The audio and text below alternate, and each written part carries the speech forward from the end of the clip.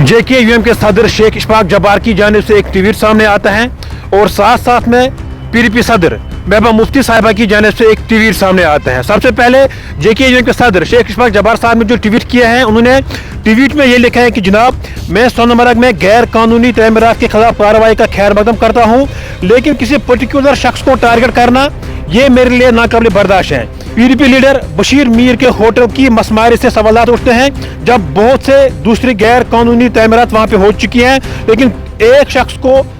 Target करना ये मेरे लिए नाकाबिल बर्दाश्त है और इस चीज़ को मैं तस्लीम नहीं करता हूँ। साथ साथ में उन्होंने ये भी कहा है कि जनाब, कार्रवाई वहाँ पे होनी चाहिए, क्योंकि ज़ाती तौर पे किसी पर्टिकुलर शख्स को टारगेट क्यों किया जाता है। और साथ साथ में अगर हम PDP सदर महबूबा मुफ्ती साहिबा की बात करेंगे, उन्होंने भी जो है वो एक ट्वीट किया है और ट्वीट में उन्होंने बाज़ाब्ता तौर पर ये कहा है कि जनाब, यहाँ की गवर्नमेंट जो है वो ये चाहती है कि 2019 का जो फैसला मरकजी सरकार ने जो लिया था, यहाँ की गवर्नमेंट उस फैसले को दबाना चाहती है और इसलिए बशीर मीर को वहाँ पे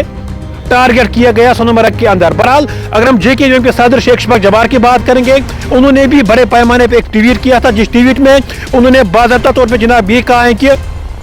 गवर्नमेंट ने जो वहाँ पे PDP के सीनियर लीडर बशीर मीर